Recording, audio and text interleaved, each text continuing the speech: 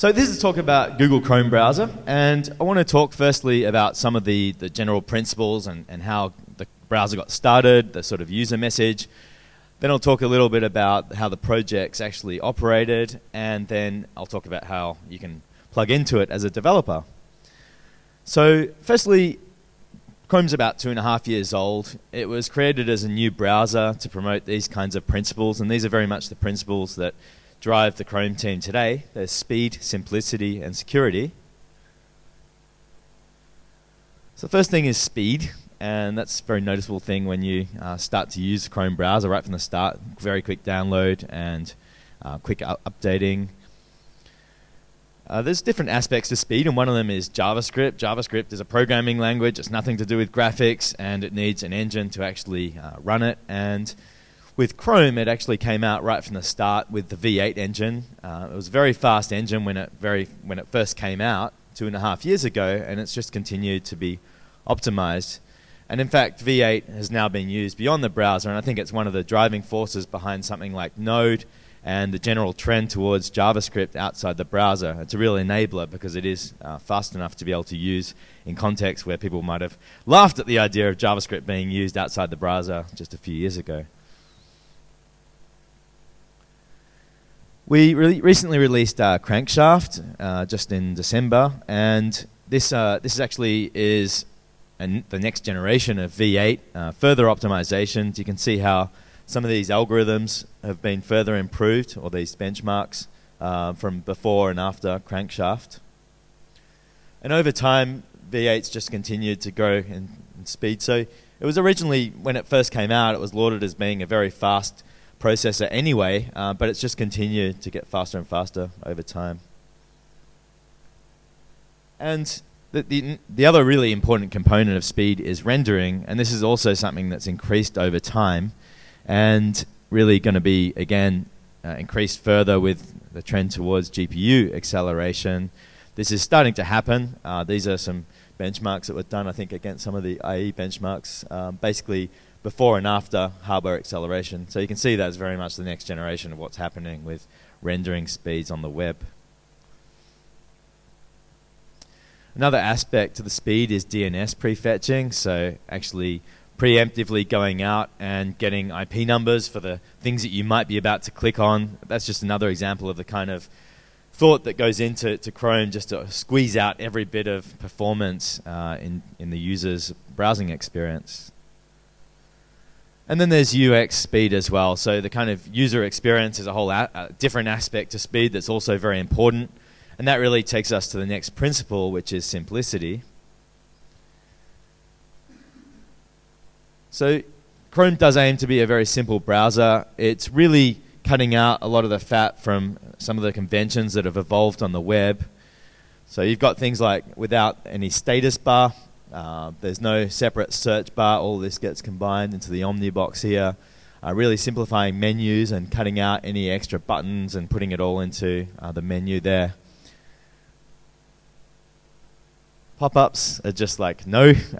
It's very, very much zero tolerance policy towards popups, and you need to give permission if you want to have something pop up, and even then it will typically go in the tab anyway.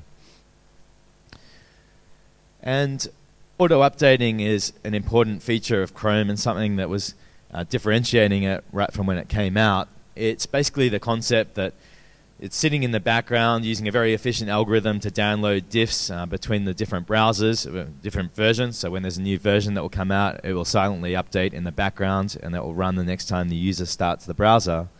And this is sort of in line with how we actually use websites today and web apps. We don't tend to go to Google Docs and say, oh, look, it's Google Docs 12.0. It's just there. It's always up to date. And so users, I think, come to expect the same with browsers. They often don't want to have to deal with the micromanagement of updating. And if they actually go to the stable channel of Chrome, they always know that they've got the latest stable version. And this applies to extensions and apps that are installed in the web store as well. Those things are also auto-updated. Third principle is security. And again, the auto-updating it's not just for simplicity, it also is a good security feature because it makes sure that users are keeping up to date with patches, and we know how that can be. It's one thing to say that you feel like you're up to date with the latest patches. It's another thing to constantly be applying them as soon as they're out. So this is also something that's nice about Chrome, is just being able to do those auto-updating and getting those patches in straight away. There's also the sandboxing aspect. So each browser tab runs in a separate process, and this keeps them cleanly separated from a security point of view, and it means if one of them goes crazy and crashes, it's not going to interfere with the other browser tab processes. And all of this is being applied to Chrome OS now as well. So this is the idea of an operating system that is effectively just a browser. And when you start to think about an operating system being a browser, it helps to drive some of the features. So some of the features that you see in Chrome, the HTML5 features, are around that kind of thinking about, what would it take if you were to have a whole operating system that was just a browser. And it really promotes these principles again. So in terms of speed, you can actually have very streamlined hardware because you know what kind of system that you're actually running. It doesn't have to cover all possible cases. It's just a browser. In terms of simplicity, it means that users don't have to worry about upgrading. They don't have to worry about browsers going corrupt. They know that they just get this one browser and it's always up to date. And in terms of security, same thing. It doesn't have all these extra processes going on outside the browser. So for the class of users who are working already, and there are many people who are already just working in the cloud all day long in enterprises, and people who just would use a few websites, just casual users of the web, for them it's another option that they can use, and it's really geared around the form factor of a netbook or a laptop, something with a keyboard. And if you want to try that out, you can try it out today. There are pre-built versions that you can try on your own laptops, as well as there'll be more customized solutions and actual finished products for the actual Chrome OS coming out later on. So how is the actual project? What's the operating principles for the project? Firstly, Chrome is an open source browser, and it's an interesting model of a commercial company putting a lot of resources into something that's open source.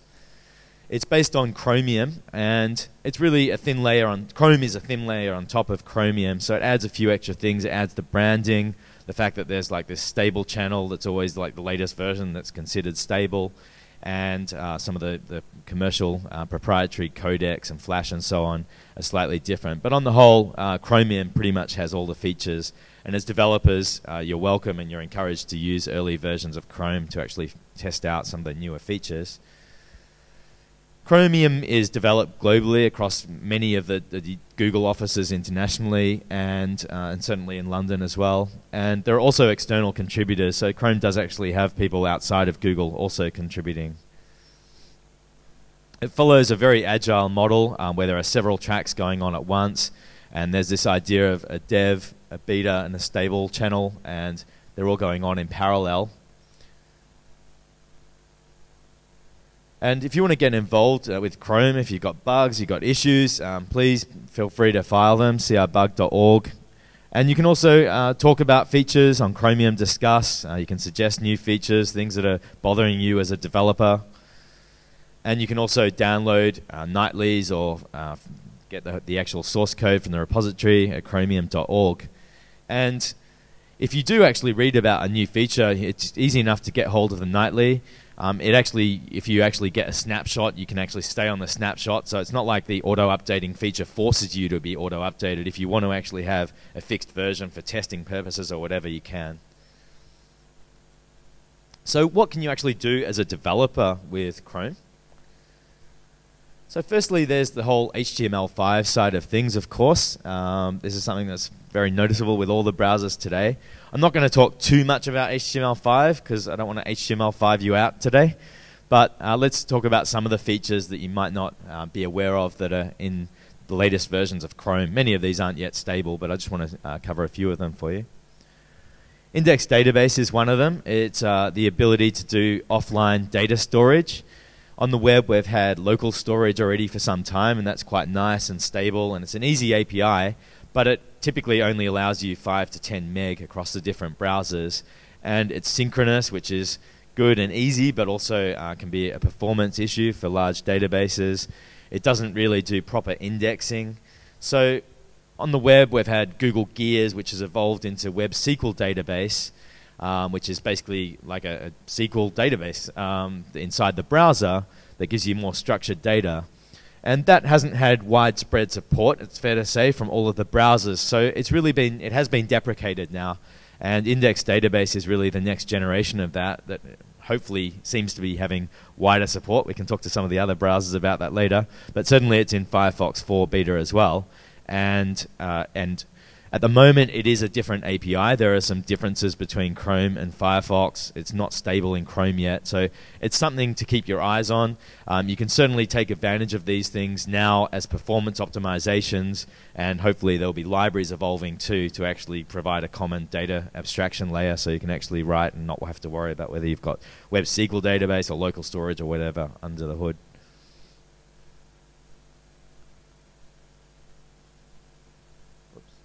So the next thing I wanted to talk about, it's actually file access. Oh, be good to me, network. File access is another form of offline storage and something that I personally have been asking for years. It's the ability to actually store, well, it's a few things actually, and I'm lumping them all together here, but if you go to that URL there on HTML5 Rocks, html5rocks.com/features/file, you can see there are various aspects to this. Firstly, it's the ability to do things like dragging a file or clicking and setting a file onto your file input on your browser, and so your browser, your JavaScript, can actually read a file. It could do things like image processing or doing a word count on a document the user's dragged in, all of that without having to upload to a server. That's one aspect of it. A newer aspect, which is really fascinating to me, is the ability to actually save files in, and you actually get a whole directory structure, a sandbox directory structure for your origin, effectively for your domain, where any site, anytime a user visits your domain, you actually have this whole access to this whole little file system. And it's a real file system, or at least the way it's implemented in Chrome, it is a real file system that the users can actually get hold of as well. But obviously, from a security point of view, it's important to say that it's sandbox, so other domains or other origins can't actually get hold of the same file system. Now on to WebGL. Mainly just to say that WebGL is a kind of it's based on OpenGL graphics engine. It allows for very fast 3D rendering that could be useful for design applications and of course for games. And it is now in stable channel of Chrome, so it's been nice to see that it's evolved over the years from something that seemed pretty fantastical at the time it was first announced into something that's now stable. Device orientation, so this is the ability to actually move things around and detect what's going on in the browser. A little demo.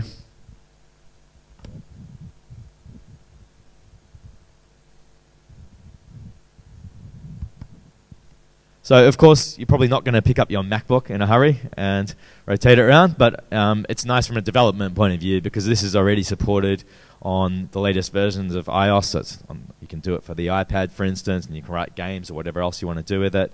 And it's nice that you can actually develop that way as well on at least the MacBook.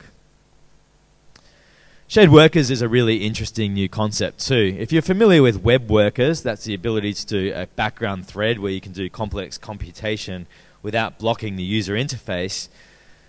Shared workers is another evolution of that. It's basically the ability to have separate tabs, all these different tabs, as long as they're running from the same origin, they can actually communicate with each other. So they can actually talk to this common shared worker that gets fired up by one. And even if one of them hadn't opened the other one, even if the user went and independently opened up all these tabs from the same origin, they can all get hold of this shared worker. And it's interesting enough in itself for some specialized applications, but where I think it's got a lot of potential is if you combine it with another technology, which is cross-document messaging, the ability for iframes to communicate with each other and for a parent document to communicate with its iframes, even if they come from a different domain. If you combine the two of those together, it leads to what some people have been experimenting with, like my colleague Paul Kinlan. He's been talking about the idea of web intents, the same sort of model for Android intents, if you're familiar with that. And what it effectively does is it opens up a channel of communication inside the browser between the different tabs, even if they're coming from a different domain. It's a little bit complicated to think about it, to talk too much about it here, but it is actually based on this combination of shared workers and cross-document messaging. So you could actually have different domains all talking to each other inside the browser. Server-sent events is worth noting simply because a lot of people are now familiar with WebSockets, which is the ability to do a two-way channel, two-way communication stream between the browser and the server, and it's nice for doing things like doing chat messages and having sort of live collaboration between users working on a document. But there is a simpler model as well, which is server-sent events. So I just note that there is a more lightweight model that really is more geared around individual events going through from the server to the browser. And speech is there too. Hopefully I can get a little demo if the networks are running fast enough. So we've got speech detection in the latest versions of Chrome. So if I can go here and I'm just going to try to change this and add the speech attribute.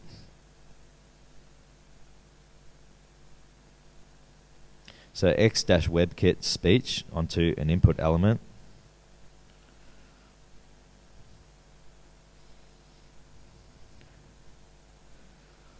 So you see that's added the microphone there. Let me get rid of the dev tools.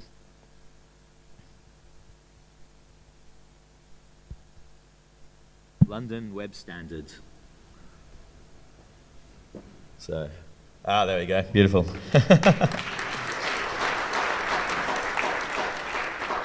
Speech detection, now with Aussie expat support. It's always a little bit vulnerable for me. And this is a little tip you can use. If you go to this URL, I've created a shortener for it, 3ly/Chrome status. You can actually get a very simple snapshot maintained by Paul Irish on the various APIs. So really nice, as I say, very simple, but it keeps you up to date with all these APIs. And if you want to look at HTML5 in general, I can recommend the site that we run, html5rocks.com, one of several good resources on the web, and very much HTML5 general, not specific to Chrome, of course, building on many of the features that are in Chrome, but also hopefully available in other browsers too. Another aspect that I just alluded to is the dev tools. So really, I just want to flag that they exist because a lot of people still aren't aware of this, and they've had a lot of improvement too. If you got burnt the first time you used these, they've actually improved a lot. For one thing, they're actually embedded inside the browser now down here instead of being a separate window. And also again, if you've got any suggestions, you can just mail me or see our bug, and we're very interested to know how we can improve the experience too, and that's also something that Paul Irish works on. There's a typical sort of display of your DOM that you can get hold of, and you can get hold of style and the CSS rules and the layout. You can also do this split. You can see how I've split between the console and having the console there or not. You can do resources. So you can actually get hold of all the resources that have downloaded the images. But interestingly, you also have now in here the resources. You also get hold of the actual databases. So this is something that's quite useful for debugging. You can actually get hold of the state of the databases. At the moment, this is just web SQL databases. Local storage as well. So if you've got things you're storing in local storage, you can actually you get like key and value. And application cache is useful too, because this is the kind of thing.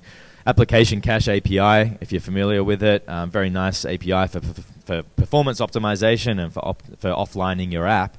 As with all applications of caching, there's always complications about when what's actually being cached, what's actually being held in my browser. So this actually also lets you inspect that.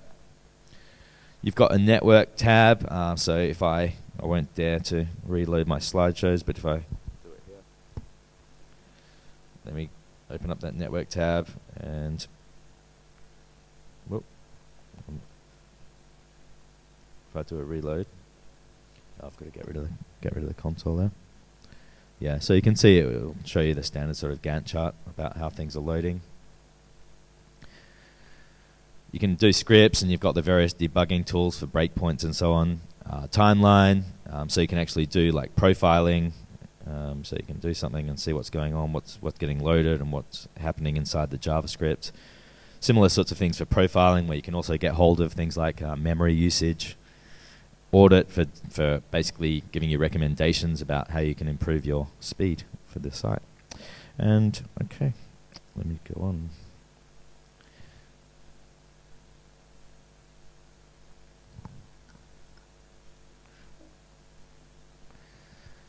Right, so what are some of the things that are actually Chrome specific? And I want to talk about Chrome extensions, and then I'll move on to the Chrome Web Store.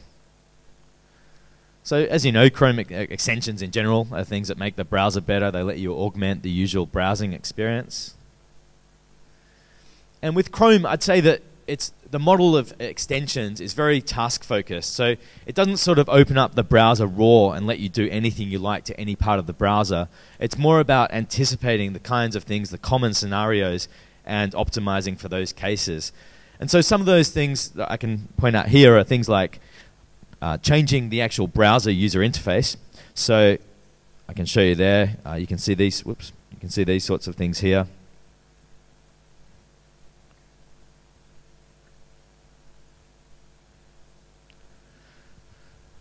So these are browser actions. These things up here, they're basically toolbar buttons.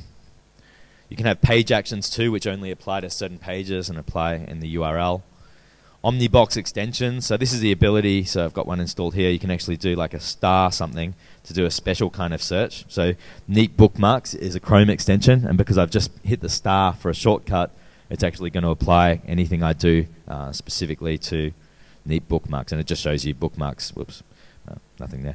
It just shows you bookmarks basically when you actually search. But the point is the extension can actually get hold of what you're actually searching on and provide a customized search result. So I think this is quite useful for anyone who's running a site that's got search on it. There's context menus, so when you right click you can actually get hold of that. You can actually add extra items to the right click context menu. You can also override built-in pages. So Chrome very much opens up its default pages, things like the new tab page here where I'm showing my apps and my most visited sites and so on. All of this is actually available to you to actually completely overwrite. Same with Bookmark Manager. You know, this page which shows you your bookmarks, fairly Spartan page, you can actually override these things and you can provide your complete own user interface. I had someone recently ask me about whether he can create a kind of Chrome web store for his enterprise, and it's not really built in, but he could actually do that. He could actually create a killer new tab page here, similar to what these installed apps for the Chrome Web Store are doing. He could make his own one just for his company. And in fact, there's also a separate API I'll talk about in a minute. There's a management API which actually lets you get hold of all of the extensions and apps the user's installed, as well as their configuration information. So you could actually provide all of that too, and you could get hold of the icons for all the things you installed, put them on the new tab page. I emphasize that because I think more people should be doing stuff like this and playing around with the browser that way. So you can enhance existing pages as well, the kind of thing you might be familiar with Greasemonkey, where you can basically say, okay, the page is loaded now, my JavaScript and CSS goes on top of it, and this can be useful for augmenting links, for instance. If you've got a Twitter client, you can add tweet this to every link. You can change color schemes and customize pages how you want the web to be. And content scripts are a part of extensions, so any extension can provide content scripts as well as other things.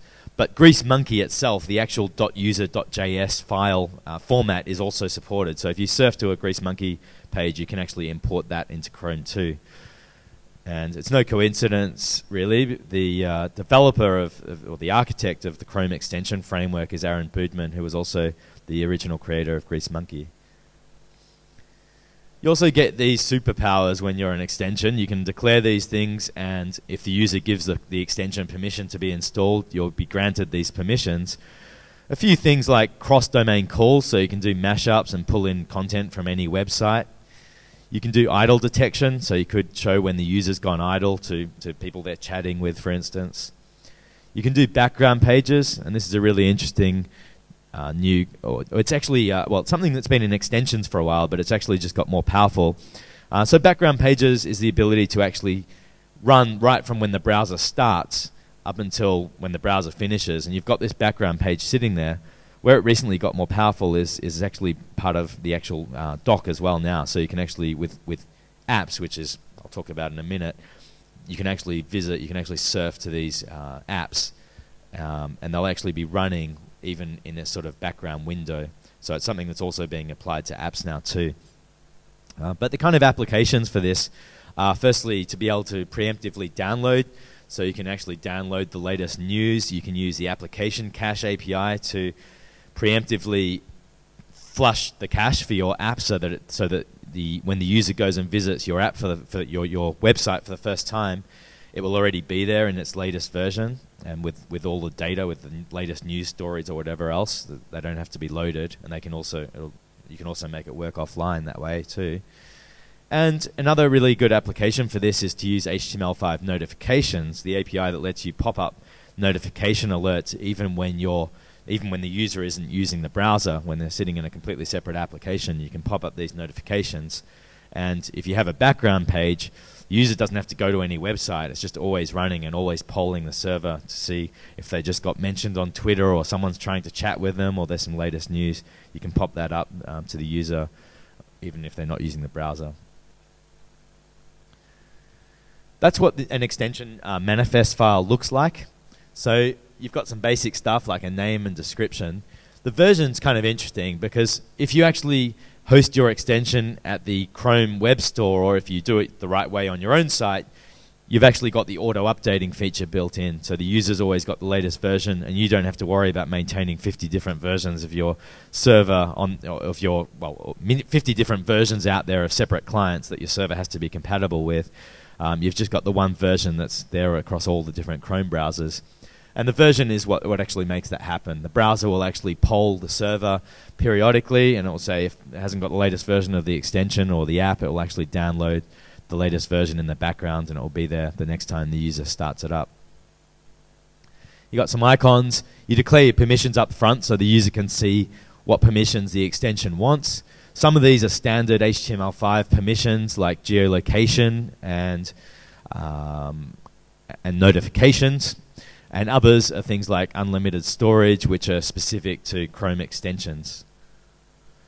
And then you actually specify the bit about what your extension actually does. And there'll be one or more of these attributes that say what your extension is actually, what's the functionality of your extension. So in this case, I've got a browser action, which is one of those little buttons there.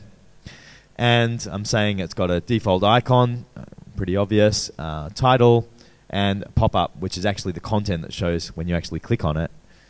So the way to write one of these extensions then is you actually determine the features that you actually want. Like I say, it's very task-oriented. There's certain things that you can do which are typical patterns that recur across most of the extensions.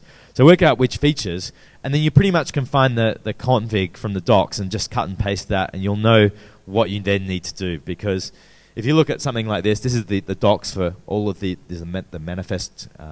That's the description of the manifest and all the things you have to include in it. You've got 1 or 0 user interface elements, and then you've got any number of extra capabilities. And so if you decide you want a browser action, one of those things, you just look up the doc and you'll see what you have to fill out. And it should be pretty self-explanatory from there. So if you need an icon, you just go and get an icon or make an icon in your photo editor. Title, obvious, and the pop-up. Well, you sort of work out what the pop-up is. It's just the content that actually shows in there. So that applies to anything. If you want an omnibar, an omnibox extension, or a context menu, just look up the config, cut and paste it, and then fill in the details. As far as deploying extensions, you've actually got in the extension page here.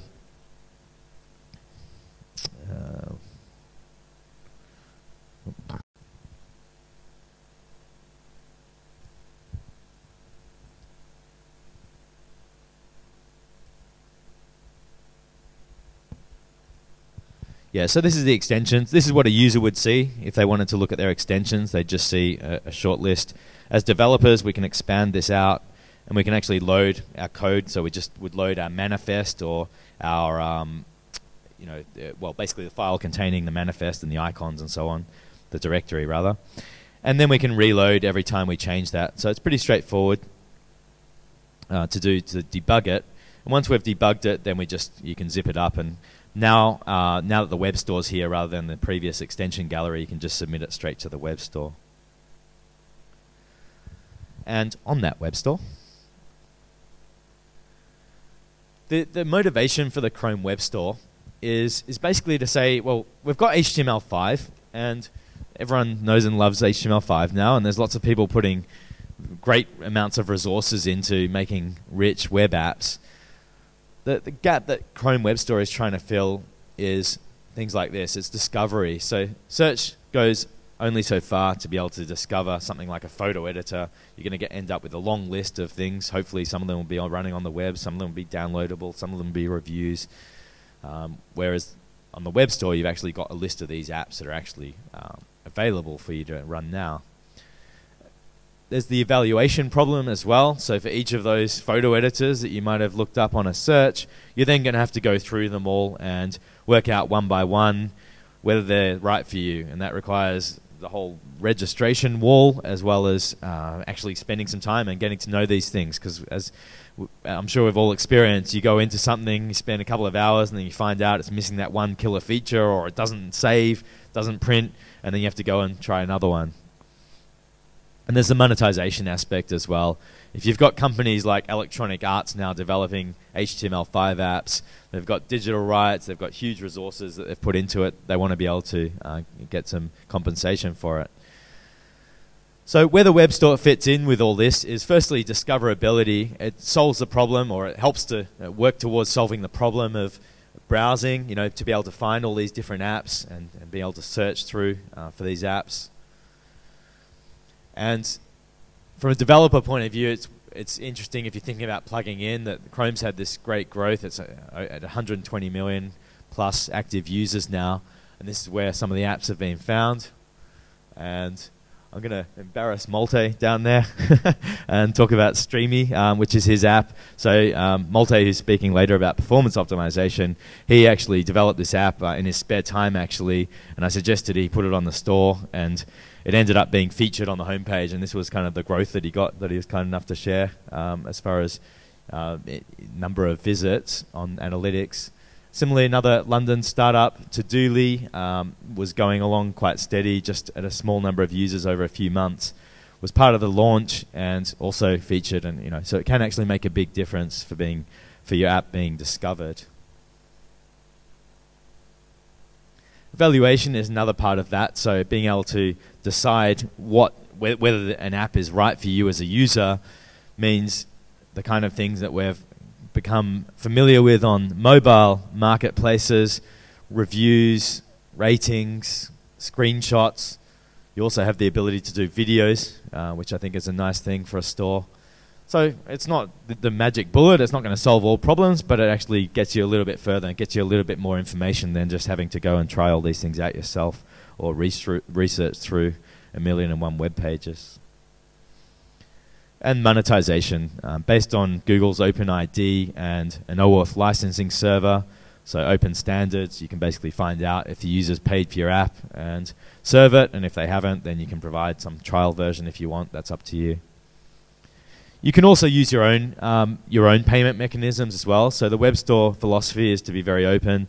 You can use third-party payment mechanisms. You can actually do your own sort of authentication if you want.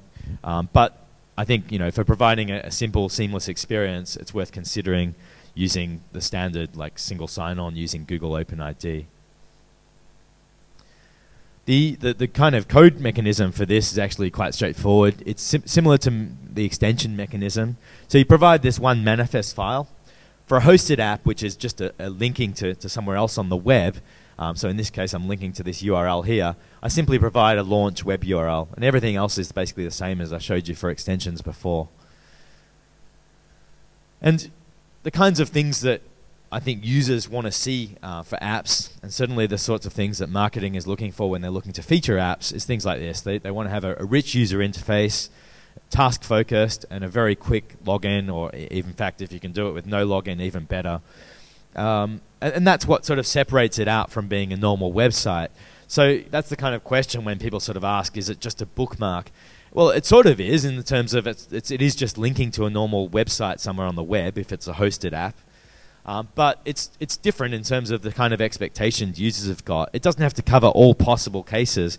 It has to be more task-focused and actually cover one case really well, that the user can jump in, use it for a minute, and jump back out again. So writing one of these, you basically create your manifest, zip it up with the icons, submit it to the web store, and then you can describe it further in the developer dashboard area of the web. It's just a $5 one-time fee, and you can put as many apps as you want against your account. So typically with a hosted app where it's pointing to an existing website, it's really just going to be 3 files. You put in that manifest and 2 icons, and that's about it. Zip that up and put it in the store. And if you've got a really good, nice, rich website today, you can just put that straight in the store. There's no requirement to make an app just for the Chrome Web Store.